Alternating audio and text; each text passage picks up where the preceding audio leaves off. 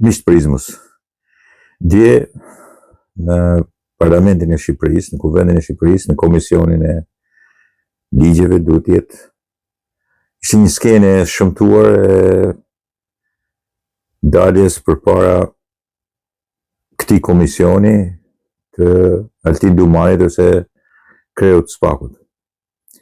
E para, mos serioziteti i një kuvendi të tillë i cili me shfaqet shpeshherë palaçoidet ti merr përsipër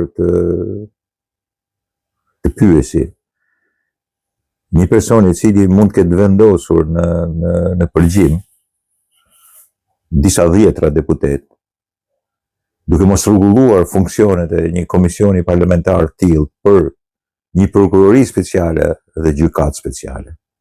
Nga vetë fjala speciale. Prokurori speciale dhe gjykatë speciale.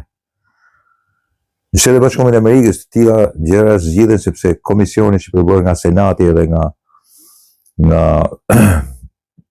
Kongresi, por sigurisht është një komision special. Nuk mund të jetë njësojt me të gjithë komisionet e tjera, sepse pikërisht kjo gjykatë speciale dhe kjo prokurori speciale është ngritur të persekutojë, të ndjek njerëz special siç janë deputetët. Për mashtrim, për krime të rënda, për korrupsion të rënd, masiv dhe sigurisht me kualitetin e deputetit, ministrit, kryeministrit qoftë ose të gjithë tjerë. Si ka mundësi tash që bëhen edhe të hapura? Dhe sigurisht këto komisione në fillim bëhen të mbyllura. Janë special, zgjidhen në mënyrë speciale, përzgjidhen shumë njerëzit dhe bëhen të mbyllura. Nuk mund të luhet show siç kanë luajtur me atë ku diun se kush është ai. Nën kryetari, sekretari i përgjithshëm i Partisë të Risë, Partisë Hajdutëve, Partisë Ilir Metës, njerëz që i kanë nxjerrë deputet Sali Berisha sepse ata s'dalin kurrë deputet për turpë për faqe të zezë. Edhe pyesin me Konigalin duke i dhënë përgjigje, ore e kemi çuar sepse është çështje amerikane. Nuk na e kanë varur. Çfarë ke bërë ti? Imagjino çfarë ironi fati është kur futesh në gojë njerëz të tillë dhe fyen edhe qelbin edhe gjën më serioze që mund të ketë ndërtuar ndonjëherë, që është prokuroria speciale, gjykata speciale. Njerëz të tillë, hurit e të litarit që janë objekt edhe subjekt hetimi, duhet patjetër pastaj të losin edhe palaçot përpara syve të popullit me prokurorinë speciale dhe gjykatën speciale. Kjo ndodh vetëm në Shqipërinë jo speciale. Një shtet jo special që është domeni i idiotizmit më të madh kulturor edhe politik. Dakor?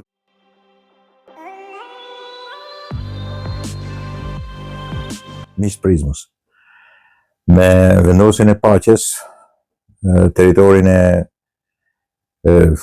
bregut të Gazës, rripit Gazës e kanë, dhe vetë Gazës, ka zënë Hamasi edhe njëherë tjetër.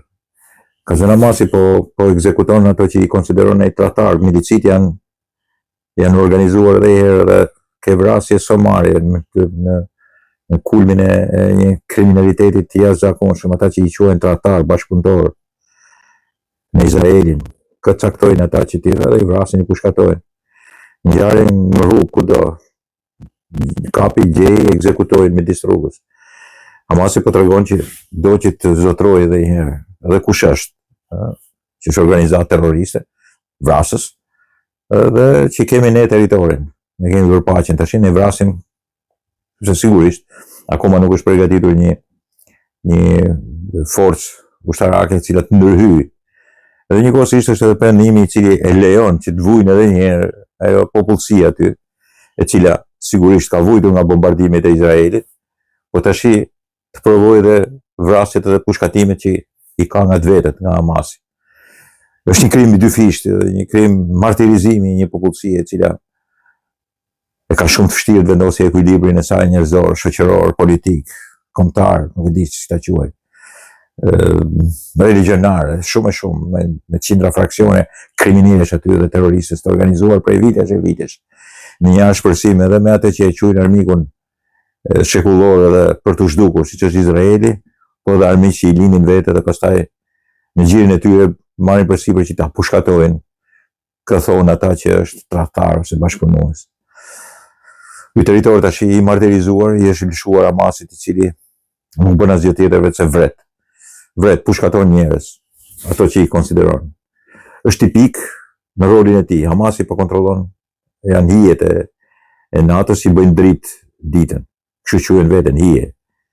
Dhe janë maskuar gjithë, vrasin midis sheshit me klumë maskoke. Janë kriminele dhe terroristë. Atë punë kanë bërë, terrorin kanë bërë gjithmonë dhe tash nuk vrasin me izraelit, se sigurisht Izraeli ju qetë fundin atyre dhe popullsisë, po vrasin vetë palestinezët. Ata që ndoshta kanë dalë dhe kanë thënë që boll nuk e duam Hamasin, e pikërisht ato po vrasin. Dhe gjatë kohës bombardimeve kishte shumë njerëz që thoshin ne nuk kemi punë me Hamasin, s'jemi me Hamasin, tash këta i gjejnë dhe i vrasin. I gjejnë dhe i vrasin, i martirizojnë, i pushkatojnë. Burra gra këtë gjejnë. Dhe normalisht kjo është e keqja e madhe në një popullsi e cila nuk ka ditur kur të zgjidhë problemin e saj. Është kthyer on terroriste ose një popullsi e cila ka ikur. Nuk e di si do ta zgjidhin, sigurisht aty do të futen, po janë pa përgatitur për. E ndoshta edhe ata që e kanë të llogaritur këtë gjë thonë le të martorizohen deri në fund të kuptojnë se çfarë është Hamasi, po kjo është punë e keqe. Jashtëzakonisht punë e keqe. Jashtëzakonisht punë e keqe. Është një veprim filozofik, ideologjik dhe politik kriminal. Sepse sigurisht është e tepër tash mas 2 vjetëve luftë, bombardime, vrasje me ato që e quajnë armik, të vriten edhe nga të vetët. Të martirizohen edhe nga të vetët. Të pushkatohen mes rrugës dhe me gjyqje pa gjyqje, ose me gjyqje fars, me gjyqje në publik. Ti e tradhtar dhe plumin mas qafet. Imagjino çfarë është Hamasi. 2 herë të vrarë. Dhe 80 vjetë shkuara dëm. Imagjinoni si çfarë fatkeqësi e jashtëzakonshme ka ajo popullsia aty. E vrarë, e persekutuar, e bombarduar, e shkatruar në gjitha drejtimet. Është katastrofë e madhe, humanitare, katastrofë e madhe, politike, katastrofë e madhe, ekonomiko-sociale. Në të gjitha drejtimet është katastrofë e madhe për trupin e botës. Sigurisht një lloj paqe është vendosur, por paqe me kë? Me këta që vrasin në disë rrugës. Çfarë paqe mund vendoset me këta tipët? Çfarë paqe mund vendoset me kriminal, terrorist të tillë? Si mundet vendoset paqe e tillë? Këta nuk bëjnë asgjë tjetër vetëm se justifikojnë çdo ditë Izraelin, me gjithë veprimet e tij. Asgjë tjetër nuk bëjnë tipat të tillë.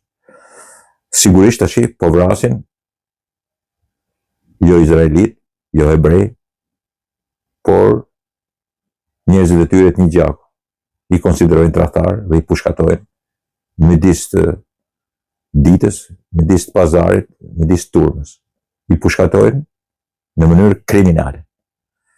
Ky është Hamasi, ky është realiteti palestinez, kjo është edhe Gaza. Martirizim 2 vjet, martirizim edhe tani në pushtetin kriminal të Hamasit. Dakor, miqtë e mi.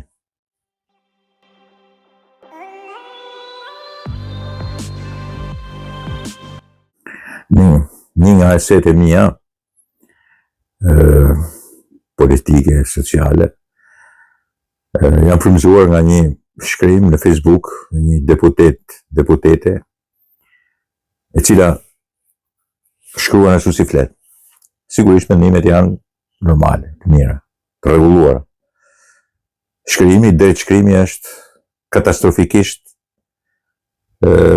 folklorike dhe nuk e di, anakronik për sa i përket gjendjes, staturës të një deputeti të Kuvendit të Shqipërisë. Sigurisht staturet e tyre janë përfaqe të zezë, por unë nuk e prisja nga një deputete e re.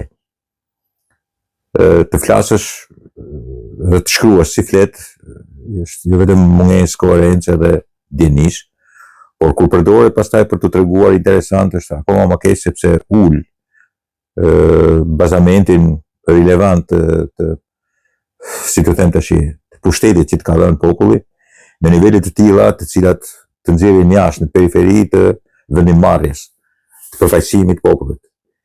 Nuk mund të përfaqësosh vetëm lagjen, periferinë tënde, edhe zhargonin dialekt për cilit ti do që të marrësh benefice duke shkruar siç flet. Sepse gjithë ne mund të shkruajmë siç flasim, por është një trup i madh për sa i përket pastaj përfaqësimit politik, kur kemi marrë përsipër të jemi përfaqësues politik. Dhe kjo është e keqe e madhe. Për të mbledhur vota vetëm të një periferie, ose të një fshati, ose të një zone, ose të një, nuk e di se si mund ta them, të një grupuskulli fshatrash, është gjë e vogël ku je një përfaqësues i madh politik. Është e vërtetë që quhesh sovranist në këtë drejtim, por është një sovranitet i cili mohon gjuhën, standardin, morfologjin, gramatikën, sintaksen, të gjitha me radhë. Por sidomos bën gafën e madhe sepse mohon në përgjithësi zyrtarizmin. Seriozitetin që ke në përfaqësimin e dur dhe në përfaqësimin korrekt, po njëkohësisht edhe zyrtar, të staturës veshjes të deputetit.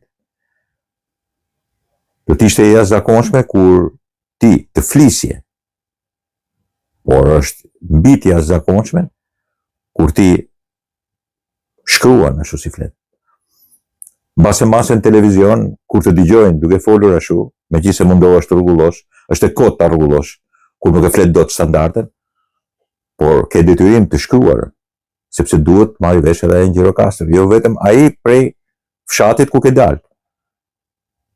Mbase ai Gjirokastër nuk të merr vesh kaq mirë kur ti flet, sepse nuk di të flasë standarden, ose flet gjuhën e fshatit, nuk them krahinës, po një zone të vogël, bje fjala të veriut të Shqipërisë. Por e ke për detyrim, përderisa ke mbaruar shkolla ose ke mbaruar një shkollë të lartë dhe ke bërë studime, ke për detyrim që të shkruash në standard. E ke për detyrim sepse je deputet. Në qoftë se nuk je deputet, mund mos ta kesh detyrim, por ama do të quhesh ignorant. Kur je deputet, mase nuk të quajnë ignorant, të quajnë një farë mënyre përfitues, por të vjen mbrapa dhe kjo pjesa e ignorancës, paditurisë që ke për të shkruar në standard. Sepse sigurisht do të marrë vesh edhe një Gjirokastër, edhe një Saran, edhe një Fier, edhe një Tiranë. Dhe normalisht zhargoni e folura në këtë lloj mënyre dhe e shkruajtura siç flet, përbën pastaj edhe nivelin e ulët të përfaqësimit zyrtar të deputetit të Republikës së Shqipërisë. Dakord, miqtë e mi, nuk është çështje vretje. Mendimet, po e përsëris edhe herë, mund t'i kesh shumë të qarta. Mendimet i ke mase shumë të mira. E shkruajtura është për faqe të zezë. Nuk mund të shkruash ashtu siç flet. Flit, ndoshta tolerohesh. Edhe ajo është për të diskutuar, por jo të shkruash siç flet. Dakord, miqtë e mi.